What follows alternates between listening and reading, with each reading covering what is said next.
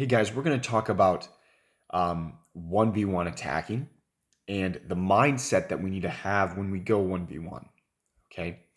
I'm going to play the video and talk over it. You're going to notice, again, we have number 7, Barcelona's player that goes 1v1 the most, gets the ball. You notice how he's being very patient. He's making movements to keep the defenders on their heels, even as he goes 1v1. Back it up and talk a little bit more. I want you to notice a couple things. Number one, I want you to notice that even though he's moving and faking to keep the defender at bay, he's looking up and he's being patient. Let's count how many seconds that he holds on to the ball.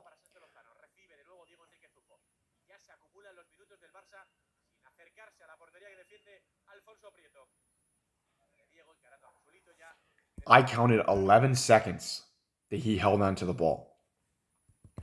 Notice though, in that 11 seconds, okay, he doesn't do any skill. Zero. It's all basic technique in this 11 seconds. His movement is just to keep the defender at bay, and he's waiting. He's being patient. Part of being a 1v1 attacking player is being patient, allowing your players to develop the situation around you.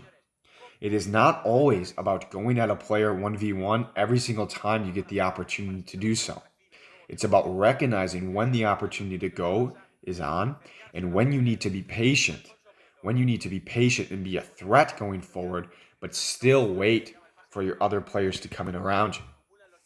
You will also notice that he is very calm. He's not rushed.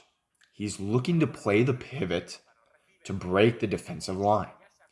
You can see that he moves inside and outside to continually change his angle. Does that make sense? Always moving in which direction when he has the ball. Forward. He's not moving backwards. This is really important when you're delaying the game or when you're being patient, so you don't move backwards. He continually changes his angle so that he can continue to move forward and put pressure on the other team. He started all the way in his defensive half. He did no skill. It was all basic technique.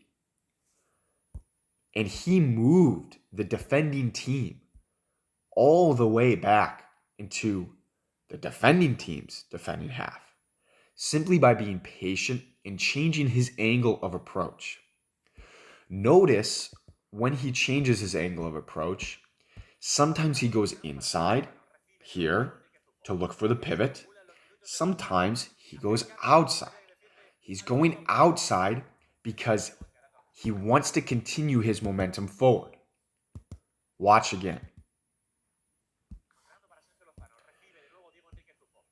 And here. Okay. He wants to continue his momentum forward. But he doesn't have any space to go forward because this player is preventing him. So instead of going forward like this, he goes forward sideways like this. Does that make sense? What this makes the other team do is drop off with him at a diagonal. It allows this player to still carry his momentum forward, but not close this space. He wants this space because it's a cushion, but he also wants to continue to move forward. So you'll notice he moves forward diagonally and then down the line.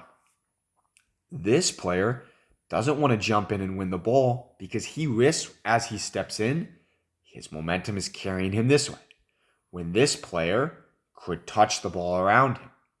So that means the defender has to stay alert and keep this space. Now, wonder if this player was standing still or going backwards.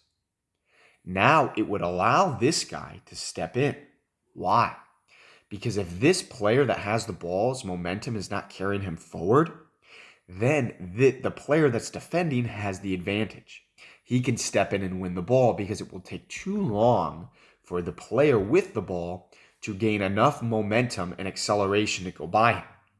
So that's why it's very important when you keep the ball 1v1, preparing for a 1v1 situation, or being patient to allow a situation to develop, you always continue your momentum forward. If it has to be at a diagonal, that's fine. If it has to be a little bit of a loop, that's okay, but continue your momentum forward. It allows you to have the advantage to keep this defender from stepping in. The second this defender gets too close to you, you just touch the ball around them and go by. You'll notice, though, the defender does a great job staying in front of him. Watch how number 7 keeps his eyes on the court, looks at his players, allows the situation to develop, almost a full 11 seconds, like we talked about before, and creates a goal-scoring opportunity. They don't score here, but that's really dangerous ball. Watch again. I would make a case that this ball played in. I would want to see it again, but I would make a case that potentially it was a mistake on his teammate's part, and this should have resulted in a goal-scoring opportunity. Maybe number 10 got held. It could have been a foul, or maybe number 10 was just not athletic enough to get there. But look at this situation that number 7 created. Delays, continues his momentum forward, comes in at an angle, continues his momentum forward, looking, always looking. Look at this pass. Boom. We have created a situation where there is no defensive help if number 10 receives the ball here, simply by being patient in a 1v1 situation. So to recap, going 1v1 is more than just going at a player randomly. Going 1v1 and being an attacking player in that sense requires a lot of different technical ability and tactical ability. We need to make sure we're continuing our momentum forward. We need to make sure that even if we can't go forward, we're continuing our momentum diagonally then. We always need to keep the ball on our back foot as we're approaching. We need to be patient. We need to keep it simple. We need to make sure that we're continually looking for our teammates to combine with in case we don't go 1v1. These are all things that a 1v1 player needs to understand and have an understanding of in order to be successful.